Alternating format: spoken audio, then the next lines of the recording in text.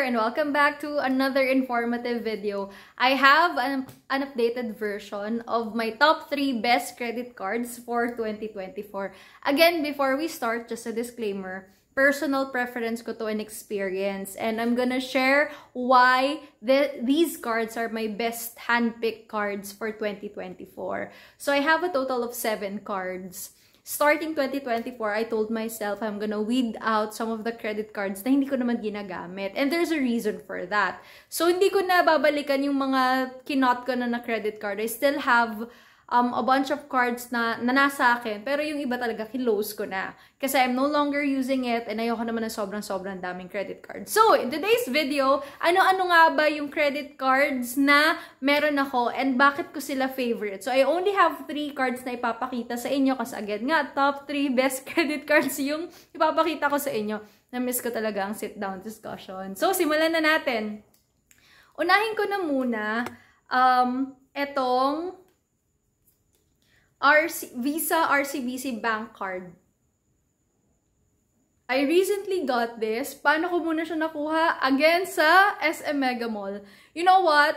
Blessing in disguise yung mga talagang sinusuyod na mga ahente sa mga malls. And one of the best team siguro na masasabi ko is yung nasa Mega Mall malapit sa Forever 21 at sa Watsons. Doon sila lagi. But ngayon kasi every time I visit Mega Mall, laging kung saan-saan na sila nakapwesto. Pero dati, when I applied for this card, doon lang sila lagi nakapwesto. Or if you want to apply for a credit card, meron din sa may customer service nila, dun sa may Dep Store. Pero ako, personally, lagi ako nag-a-apply dun sa SM Mega Mall ng mga agents. Kasi if you applied, higher chances that they would also submit your papers doon sa ibang banks na kahit hindi mo naman yun in-applyan. But for me, I like that kasi proactive sila. And minsan, tinatanong ka rin naman nila. Kasi ako, ganun ko sinasabi na, Sir or Ma'am, kung sakaling di ako ma-approve sa ganitong card, pwede po bang i-submit nyo? Yun, mga ganun. Okay, going back to RCBC bank card, why I love this card? Sila po yung card na nagulat ako, just 2 months of using it, dinoble agad nila yung credit limit ko. Dinoble agad nila yung credit.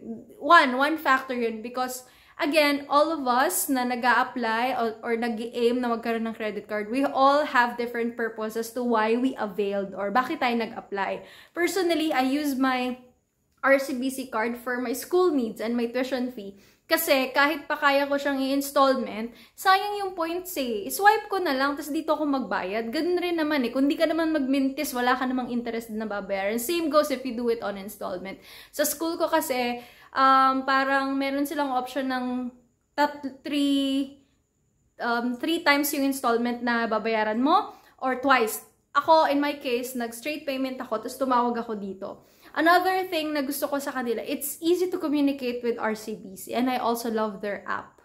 Ang dali, parang, there are times kasi when you download an application, di ba minsan you have to familiarize yourself, but when I downloaded RCBC, parang it's user-friendly, yung ganon. So feeling ko kahit yung parents ko matanda na magiging madali for them to navigate. But of course, ang pinaka-reason why siya yung top ko, na unang pinakita pa, is because I never thought that in 1 to 2 months, mabibigyan agad ako ng doble na credit limit. And so far, with all the 7 cards, isama mo pa yung ibang kinlose ko, siya pa rin yung may pinakamalaking credit limit ko sa lahat ng cards ko. And it's a plus point for me because I really wanted high credit limit. Kasi alam ko naman yung capacity ko to pay. So yeah, that's why ito ang pinaka number 1 ko na card. As of the moment, I really love this card so much.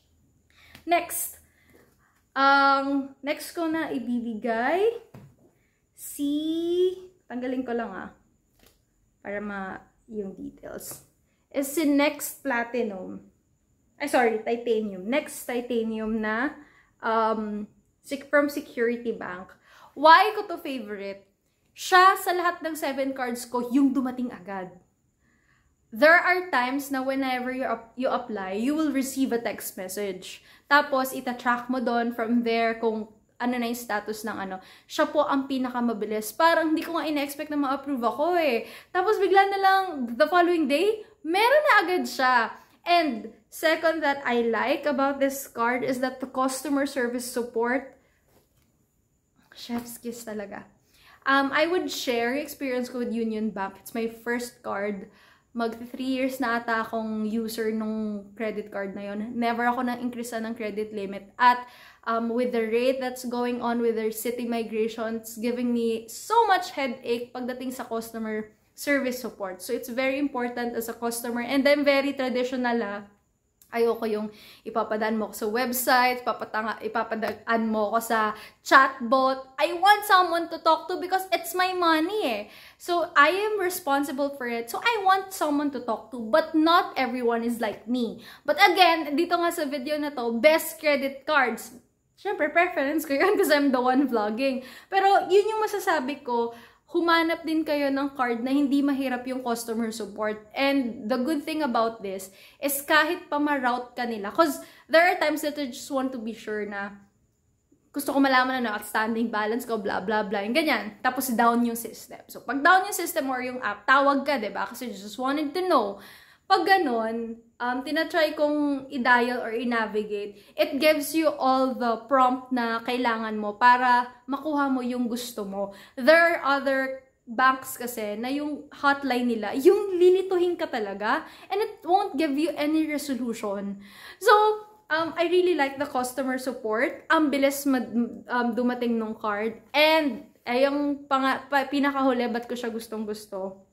Anything above 5,000 pesos, auto-installment na po siya. So, di ka natatawag. You know it right away. So, if you have an upcoming big purchase, you can really rely on this card. And I love yung fact that whenever you need to call yung hotline, hindi ka mahihirapan. So, yeah, I think kahit na meron pang mas hihigit sa kanya in terms of aspect ng nasabi ko, plus point talaga kapag yung credit card provider mo is mabilis mong ma-reach. Kasi ang hirap nung sikat nga, malaki nga yung gato, di mo naman matawagan kung kailan mo kailangan. But eto, never tong nag-fail sa akin when it comes to my needs whenever I want to do call, kung may gusto akong inquire, etc. So, there. And lastly, ang last sa aking list ng credit card is this BPI Gold. Kita ba? BPI Gold. Kino-cover ko yung details ko. Ayan. So, top 3, BPI Gold. So, recently, I received yung BPI Credit Madness Limit. So, nung una, I was kind of confused. Ano bang ibig sabihin ng Madness Limit na to? And then when I did my research, I figured out, and parang akala ko kasi nung una, it's so confusing kasi sa app. First and foremost, ang kaka-confused siya. So, na-figure out ko na, additional limit pala siya. So, on top of the credit limit that you have, BPI gave you a madness limit. So, just in case you have a big purchase na gusto mo, you can request doon sa POS or dun sa cashier na gamitin yung madness limit and they would process it for you. I have experienced that na nagulat ako, akala ko mababawa siya dun sa credit limit ko. So, you have your credit limit. Yun yung credit limit nung nakuha mo, yung card mo. Tapos, yung madness limit, pwede siyang mag-exceed or mag-doble, mag-triple doon sa credit limit na meron ka. Meron pa nga ako nakita na umabot ata yung madness limit niya ng 1 million. The madness limit is intended for big purchases. So, on top siya ng credit limit na binigay sa'yo. Another thing, bakit gusto ko si BPI? Kung si RCBC, 2 months, binigyan ako ng credit limit. Kaya ako kasi favorite si RCBC because dinoble niya yung credit limit ko. Si BPI naman, after 4 months, doon niya ako binigyan agad ng credit limit increase. Kaya nagustuhan ko siya agad.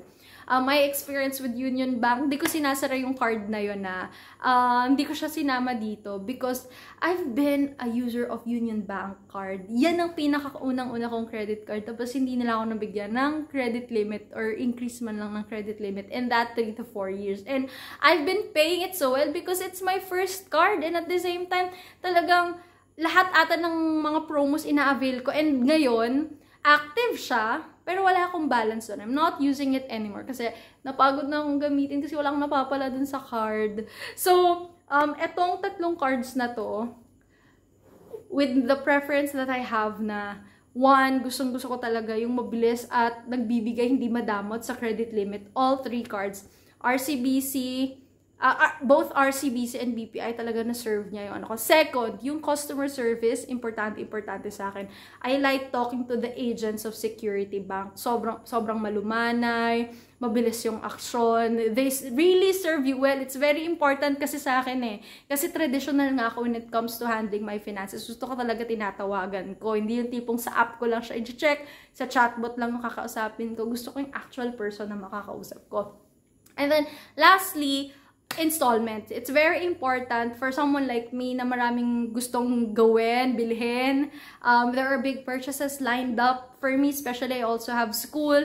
Importante sa akin yung mga credit cards because I cannot put my money right away. Sayang din kasi yung points na pwede mong ma-earn. So, although there are other options, I feel like yung installment, depende sa capacity to pay mo, at tingin mo naman, kaya mo pang bayaran yon. Why not? There's nothing to lose. Ako mas preferred ko talaga yung installment, yung mga 6 months, 12 months, because you can use your money sa ibang mga bagay at hindi mo kinakailangan na ilagay lahat-lahat just because may kailangan kang i-purchase. So, that's the beauty of having credit cards. So, yun, those are my top 3. Pakita ko sa inyo ulit. Top 3 cards for 2023. These are the cards that I only bring with me. Ito na lang talaga yung mga gamit ko. So, yan. So, kung gusto nyo rin or tingin nyo, same tayo ng hinahanap sa credit cards, I highly suggest you applying for these 3 cards. Kasi ako, I'm really happy with my relationship with the banks. And at the same time, di nga madamot sa credit limit. So, yon. I hope you guys enjoy the video. Kung may questions kayo, feel free to comment down. Kung may violent reaction, go ahead. But, you know what? This is my personal preference. Kaya ako nga siya vlog eh. Those are the things na I'm looking for in a card or in a credit card. So, kaya siya yung top 3 ko. So, comment nyo kung ano rin yung top 3 nyo na best credit cards for you. Syempre, magkakaiba naman tayo ng goals in life. Yun, thank you guys for watching the video. Bye!